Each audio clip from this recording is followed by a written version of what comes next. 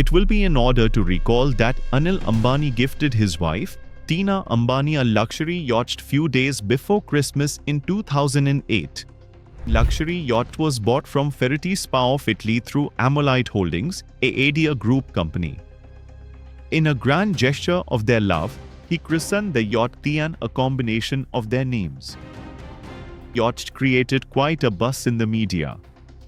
The acquisition also drew the attention of customs authorities. They slapped a bill of 28 crore rupees on the ADA group company after the yacht was docked near Mumbai's iconic Gateway of India.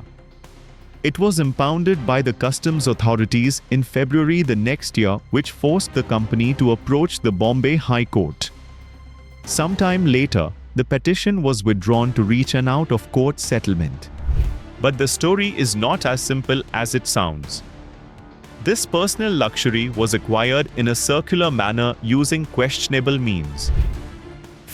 The funds worth around $20 million for the acquisition was sourced from Reliance Communication, which were routed by Gateway Net Trading Private Limited of Singapore through Reliance Transport and Travels.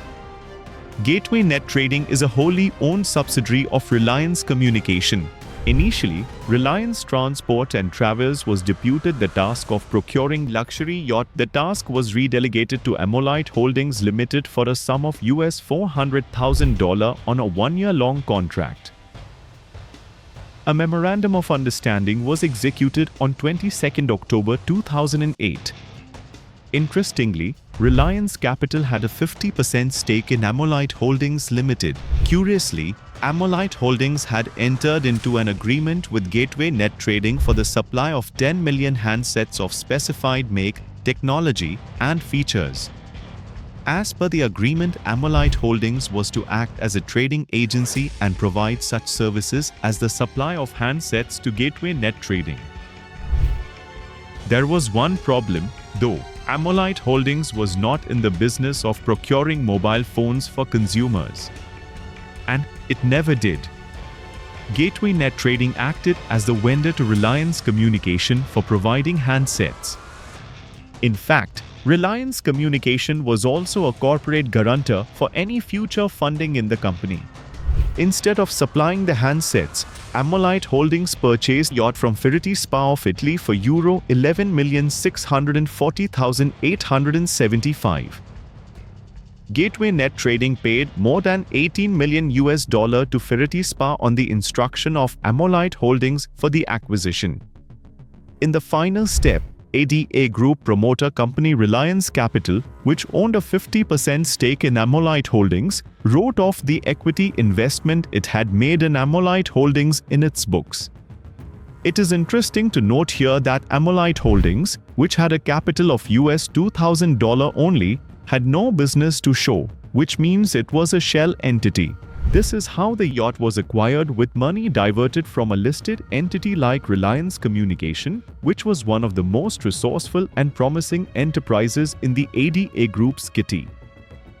This event cast a long shadow over the company in the coming years as it began to pile up debt, and its attempt to keep afloat were fruitless even after it raised 4,800 crore from investors by selling 338 million shares in 2014. Ultimately, the company became insolvent in 2023. The total outstanding debt this ADA Group company owes to over 45 banks is 47,000 crore rupees. You are watching Cobrapost Expose on ADA Group. For more details, please log in to cobrapost.com. This video was automatically generated by an artificial intelligence system using Hagen and may contain inadvertent errors and inconsistencies despite our best efforts at accuracy and quality. We recommend that you peruse and verify the information in this video with the corresponding published story on cobrapost.com.